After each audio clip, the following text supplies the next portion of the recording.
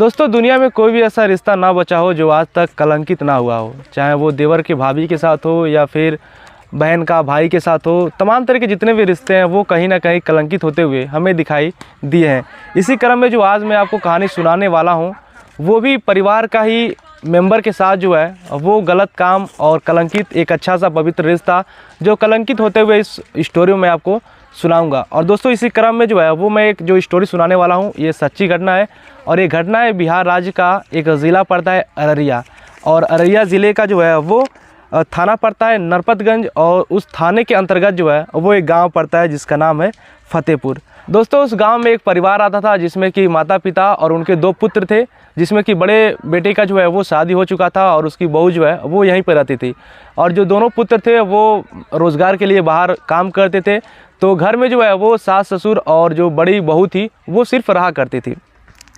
एक दिन क्या होता है कि बहू जो है वो चाय लेकर अपने सास के कमरे में जाती है और चाय देने के लिए उनके पास जाती है। तो देखती है कि सास जो है वो खून से लथपथ जो है वो वहाँ पर पड़ी हुई है। देखने से ही प्रतीत हो रहा था कि सास की जो है वो मृत हो चुकी है, क्योंकि खून का बहाव जो है वो इतना ज़्यादा था। जब बहू जब सास की लाश को देखती है तो वो चिल्लाती है। और ससुर जो था वो घर में ही था तो वो भी वहाँ पर पहुँचता है। दोनों देखकर जो है वो चिल्लाने लगते हैं। अभी यहाँ पर क्या होता है कि गाँव में जब भी कोई घटना घटती है तो गाँव के आसपास के जो पड़ोसी होते हैं वो तुरंत जो है वो घर के पास चले जाते हैं। ठीक है, तो जब शोरगुल करते हैं चिल्लाते हैं तो जो पड़ोसी हैं वो घर पे जाते हैं और देखते हैं कि जो सास थी उनका नाम था रुक्मणी देवी, जो कि काल्पनिक नाम है। तो वहाँ पर जो है वो उनकी लाश जो है वो पड़ी थी।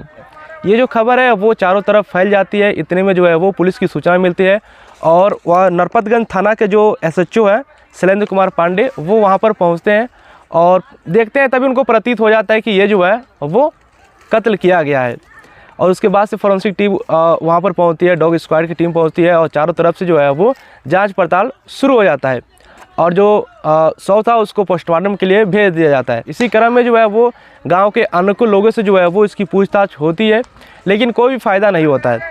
अचानक क्या होता है कि पास का ही एक 10 साल का लड़का जो है वो पुलिस के पास आता है और कहता है कि पुलिस अंकल, मैं जो है वो एक दिन यानी कि अपने दादाजी और जो माँ है उसको जो है वो मैंने एक कमरे में देखा था नंगे वस्त्र। तो इसको जब पुलिस सुनती है तो उनके जो कान जो है वो खड़े हो जाते हैं कि ये क्या मामला आ गया। क्योंकि सबसे ज़्यादा जब सास की जब मृत्यु हुई थी तो सबसे ज़्यादा जो दुख में लग रहे थे वो ससुर और बहू लग रही थी। तो अभी पुलिस जो है जब ये बात सुनती है, जब वो लड़का बोलता है कि मैंने अपने माँ और दादाजी को एक कमरे में देखा था, तो पुलिस जो है थोड़ा अचंभों में पड़ती है। उसके बाद से जो है वो बहू से पूछताछ करती है तो बहू जो है इनकार करती है। और उसके साथ ही जब ससुर से पूछा जाता है तो वो भी इनकार करती है। लेकिन पुलिस को जो है वो छोटे बच्चे के उस बात पर जो है वो शक हो जाता है। उसके बाद से जो पुलिस जो है वो गांव के तमाम लोगों से पूछताछ करती है। इसी क्रम में जब पूछताछ करती है तो गांव के कुछ लोगों से जो है वो ऐसा पता चलता है कि जो बहू है उसका जो चरित्र है वो थोड़ा ख़राब है।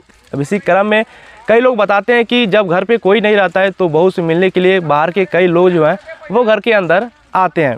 अब पुलिस क्या करती है कि सबसे पहले ससुर को उठाती है और ससुर से पूछताछ करती है कि तुम उस रात जो है यानी कि 23 तारीख की रात को जो है वो तुम कहाँ पे थे। तो ससुर बताता है कि गांव के घर पे जो है वो बारात आई थी, मैं वहीं पे जो है वो दावत में गया था। उसके बाद से पुलिस जो है उस बहू को उठाती है और बहू भी यही जवाब देती है कि मैं भी जो है वो उस दिन बारात में जो है वो गई थी।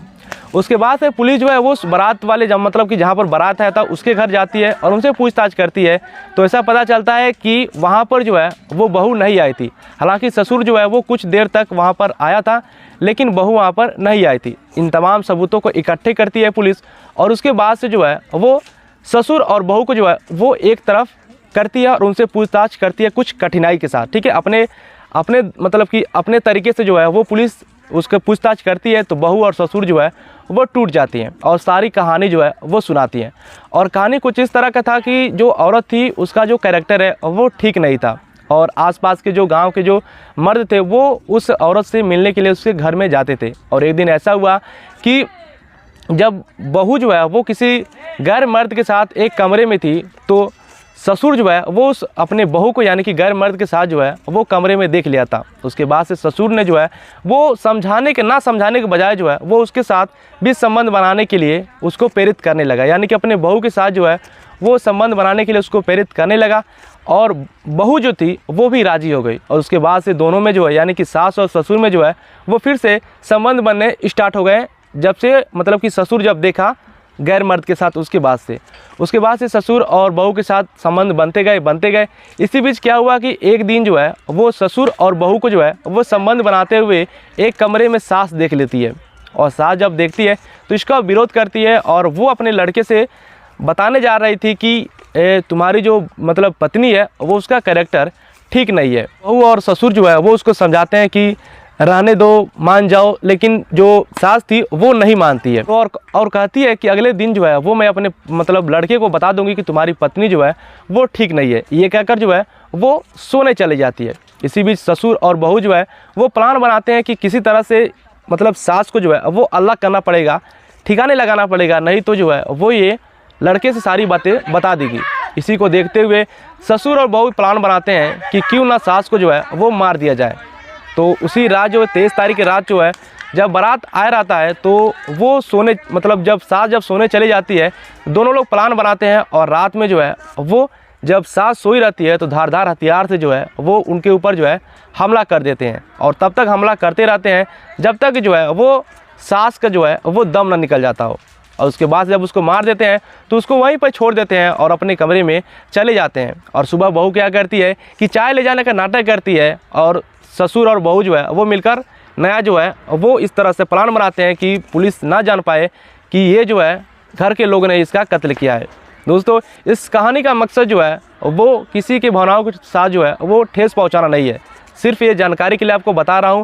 और इस समय जो है वो दोनों ससुर और बहू जो है वो जेल में है और कोर्ट ने उन्हें जो है वो सज़ा सुनाई है। आपको ये स्टोरी कैसी लगी आप नीचे कमेंट कर हमें बताइएगा।